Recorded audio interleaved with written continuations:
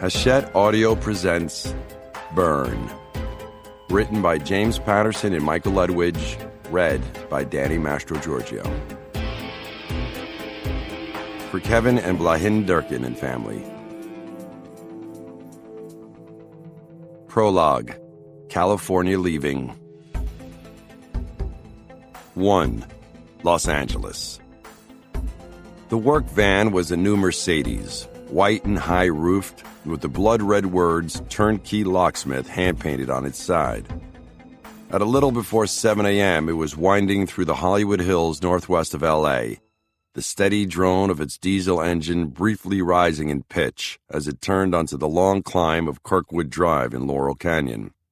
200 feet below the intersection of Kirkwood and Oak, the van coasted to a crackling stop on the gravel shoulder of the secluded road and shut off its engine. A minute passed. Then 2. No one got out. As the bald Hispanic driver flipped down the visor to get the sun out of his eyes, he spotted a mule deer nosing out through the steep hillside's thick underbrush across the street. Go for a lung shot, he thought, as he imagined getting a bead on it with the new compound hunting bow his girlfriend had gotten him for his birthday. Track the blood trail down between the infinity pools and 20-person Funkadelic hot tubs before lashing it to the van's front grille. See how that would go down with George Clooney and Katie Lang and the rest of the Laurel Canyon faithful. He was feigning a bow draw when the elegant deer suddenly noticed him and bolted. The driver sighed, leaned slightly to his right, and depressed the intercom button under the drink holder. "How's this? Line of sight okay?" he said. "Yes. Maintain here until the handoff, then head for position 2. Intercommed back the sharp-featured, amber-haired woman sitting directly behind the driver in the sealed-off back of the high-tech surveillance van. There was a dull, mechanical hum as the woman flicked the joystick for the high-definition video camera concealed in the van's roof. On the console's flat screen in front of her, an off-white stucco bungalow 150 feet up the canyon slowly came into view. She panned the camera over the bungalow's short, steep driveway of Bishop's Hat paver stones, the broken terracotta roof tiles above its front door, the live oaks and lemon trees in its side yard. She'd been here several times before and knew the target house as well as her own at this point. She was halfway through the tea-filled Tervis tumbler from her kit bag when a truck slowed in front of the target house. It was a new Ford Expedition SUV, glossy black with heavily tinted windows. After it reversed up the driveway, almost butt up against the garage, the passenger side door opened, and out stepped a lanky, middle-aged white man in a gray business suit.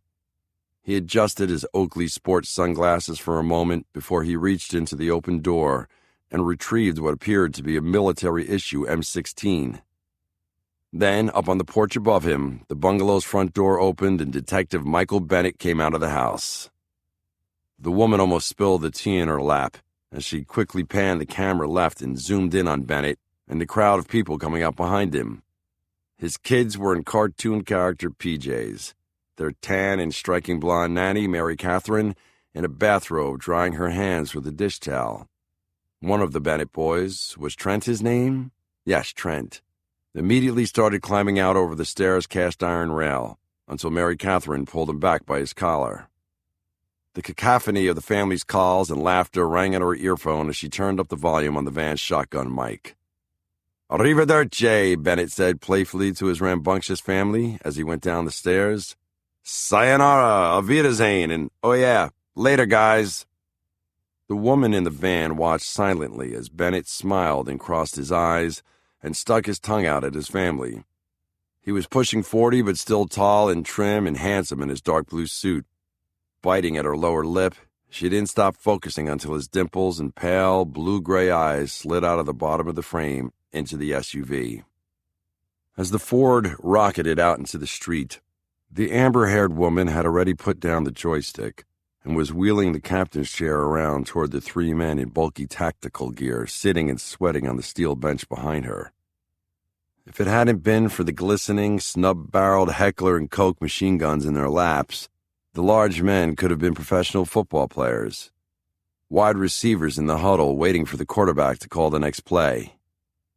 To repeat, One last time, she said calmly as the work van's engine suddenly roared to life and they lurched into the street. Front door, side door, back door. When the doors pop, you will stay low until you are in position.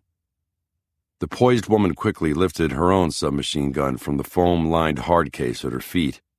Easily and expertly, she worked the H&K MP7's action, slamming the first HK 4.6 30mm cartridge into the gun's chamber with a loud snap. "This isn't a drill, gentlemen," she said, looking up at the Bennett safe house growing rapidly now on the flat screen. "Welcome to life and death."